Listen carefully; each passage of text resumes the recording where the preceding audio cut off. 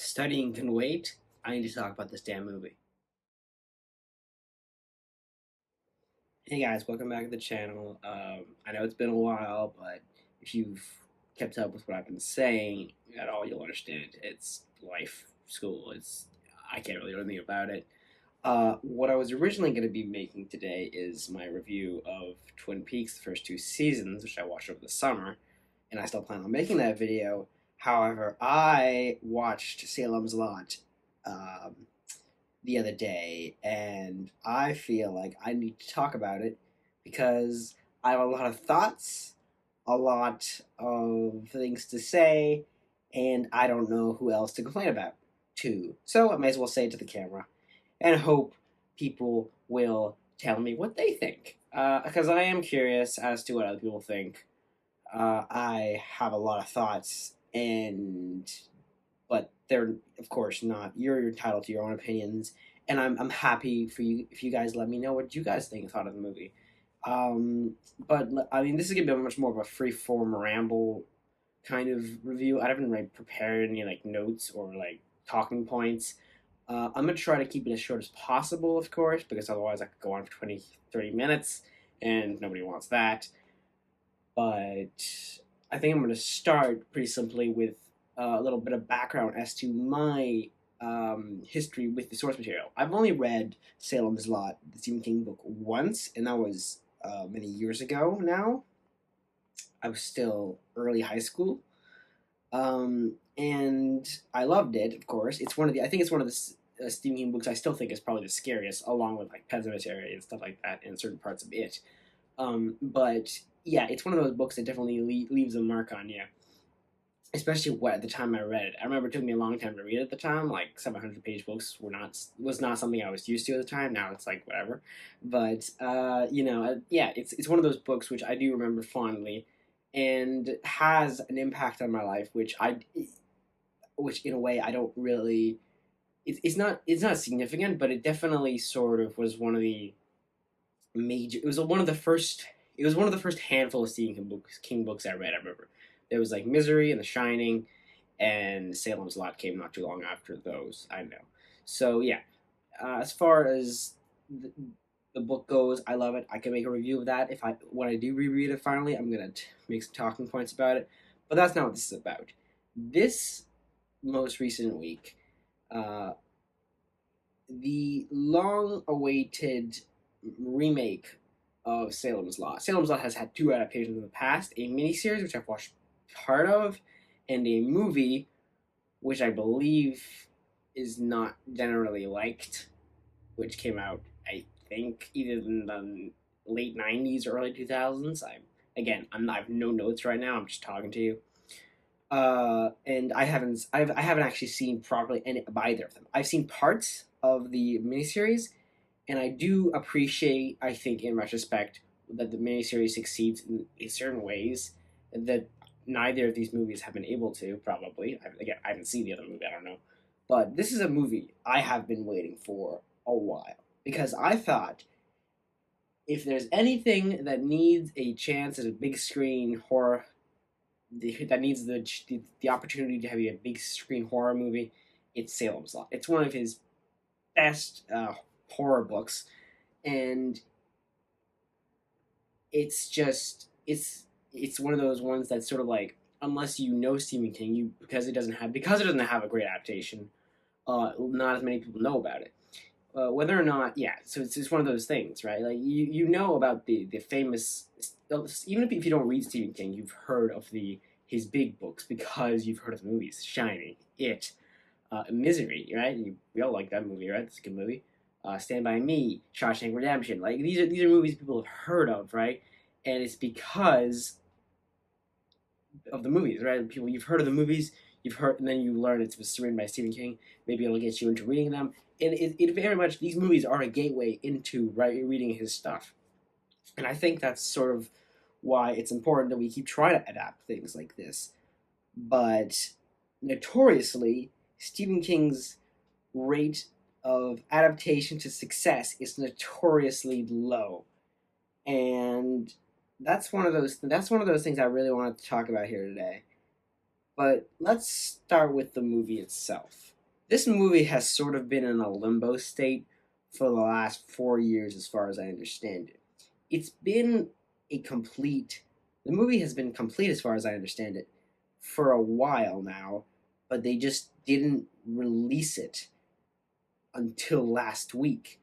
And for some reason, they decided that they shouldn't give this, I would say, decently big budget from film a theatrical release, which is the first sign that this was is doomed to fail. If you make a movie, if you straight to streaming serve like films, if they're not attached to a pre-existing franchise, then people aren't very likely to be interested in it. Only the fans of the books are the ones that are going to go ahead and go out of their way to watch it. And after seeing it, I don't think a lot of them are going to recommend it to non-Stephen King fans because, as far as the movie goes, it's a weak attempt at adapting a great horror novel. And I know that the director has been attached to a lot of horror movies. He's done a lot of the stuff in the Conjuring universe. I know he was one of the writers for the It adaptation, the 2017 one.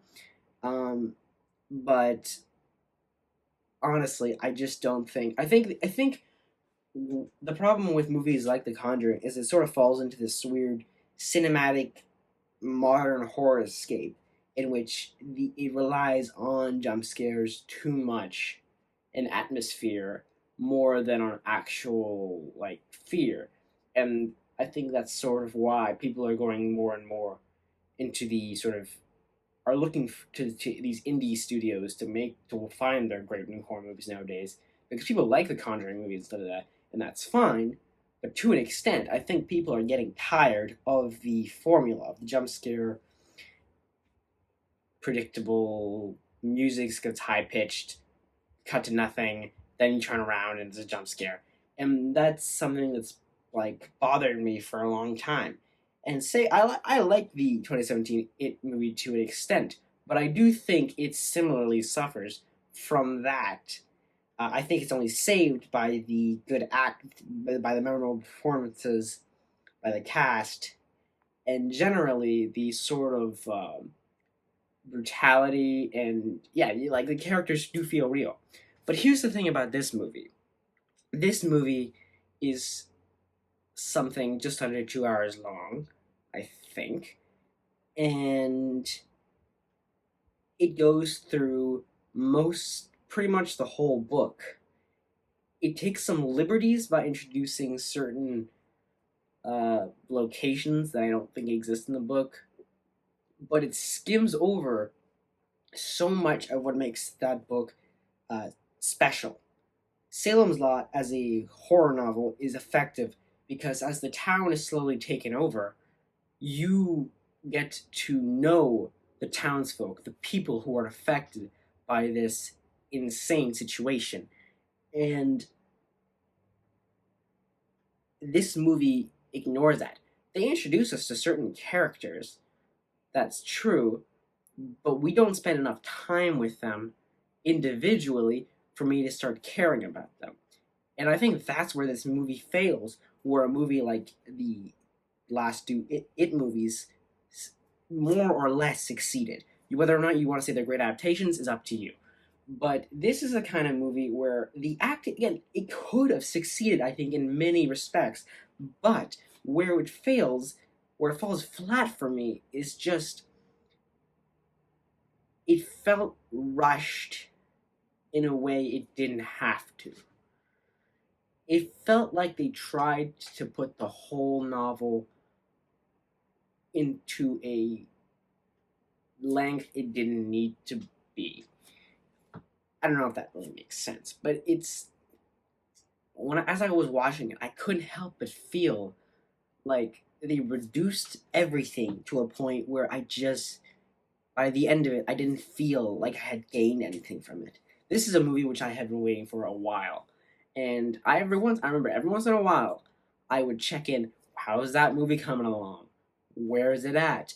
And I would check, and yeah, it's still in limbo. It's not being released for some reason. Stephen King doesn't even know what's gonna happen. Finally, they release a trailer, and it's gonna be exclusively on Max. And I'm thinking, immediately, all right, this is not great, but I've been waiting for this movie a while, and I am genuinely looking forward to it because it looks pretty like it could be pretty good, and it should have been, but it fails because it's just too little of what the book is. I don't know if that makes sense. I don't know if you feel the same way. I've seen some posts on Reddit by like Stephen King fans, and they've similarly thought that it's like it tries to be a horror movie that uses Salem's Lot for the name recognition. Because as far as faithfulness goes, it keeps a lot of the main points of, I'd say, what the novel has.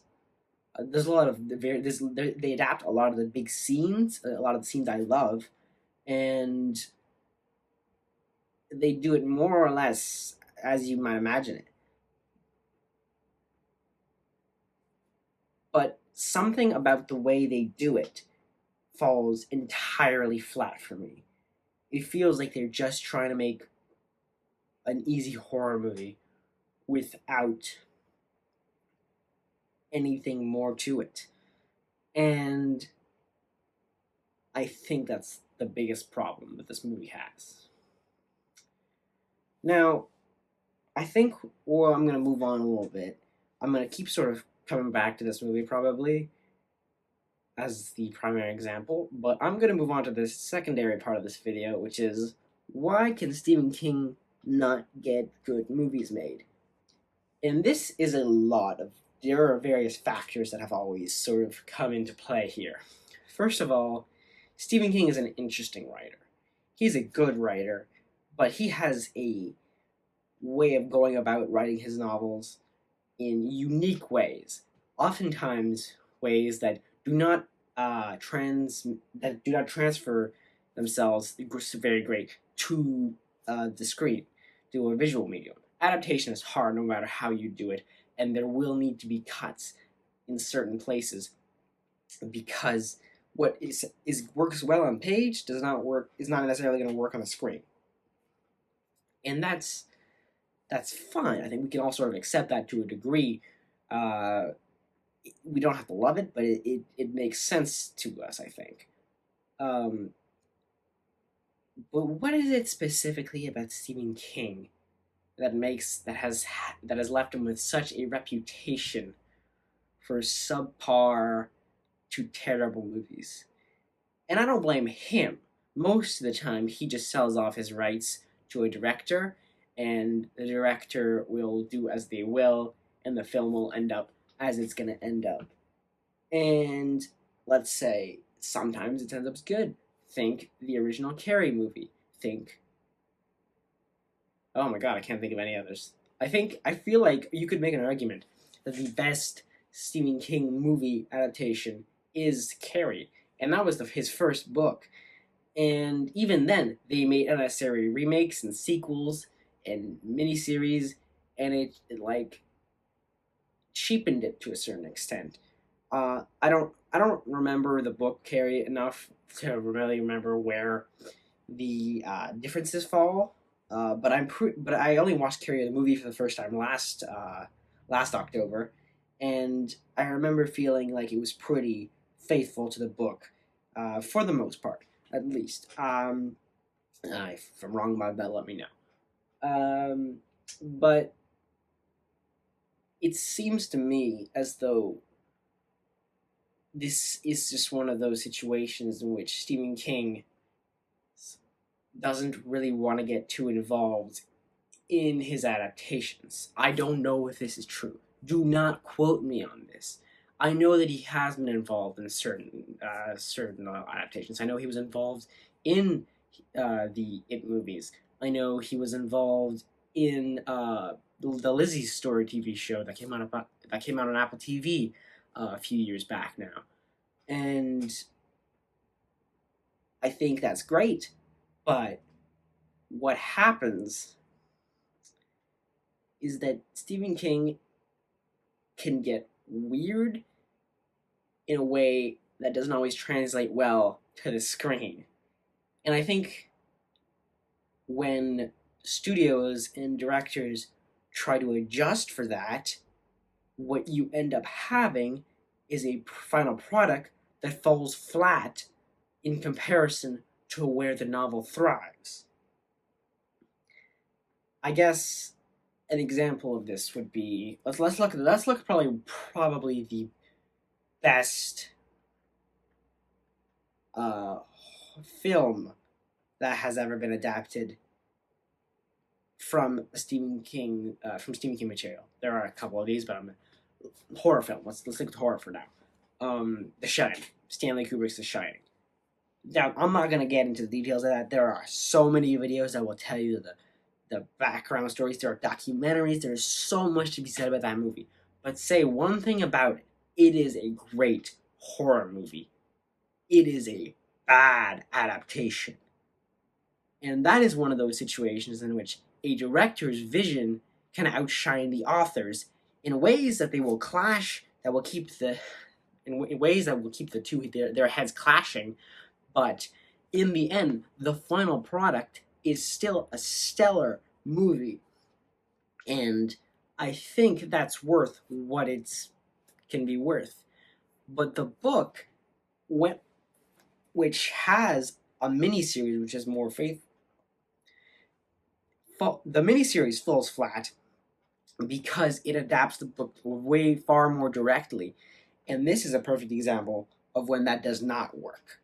Because you can say your hedge animals are running around in a book, and you can make that scary there's because you can just imagine it, and there's ways to make it psychologically terrifying. But if you just have these bad CGI green hedge lines running around, or a fire hydrant with teeth coming after your kid, it's not going to look great on a 90s miniseries budget, TV budget. It's not going to. What Stanley Kubrick succeeds at is that he makes a great horror movie with the name The Shining and the character names and this like same sort of setup. Everything afterwards is pretty much made up and abbreviated to his liking, and I think we can all agree that ultimately it makes for a fantastic movie. But it is not a great adaptation. There's a lot of different adaptations that have come out over the years. Some good, some less good, some outright bad. I have not watched them all. I have actually watched only a handful of them. But in recent years, I've noticed the tendency to try to make off. This is based off the success of the 2017 and 2029. Sorry, 2019. Is it 2019? The It movies, right? To capitalize off the success of those movies. Where what happens is that you have people trying to make these kind of conjuring like simple jump scare based, atmospheric, dark, cinematic horror movies. And where that fails again is that they're boring. And they might be scary at some points, but I don't care about them. I watched the Pet Sematary movie when that came out because I thought that had a potential to be actually scary. They changed a bunch of stuff, and in the end, it was dog shit. I haven't watched the new Firestarter movie. I don't intend to watch the new Firestarter movie because I haven't read the book. But frankly, from what I gather, it's not great either. So where does this land us? Salem's Lot was not a great movie. I wanted it to be, but alas, here we are. And I don't know what the future holds for Stephen King adaptations. I hope we get good movies in the future. I hope directors will try new things and see what can come out of being creative. I always hope for something like that. But the frank truth of it is that it is difficult to make an adaptation, as countless fantasy shows have shown recently. But Stephen King falls in this area in which his books are so popular that they get options for film, and then they're not going to make back their budget. So they're always going to try to make movies and adaptations of his works.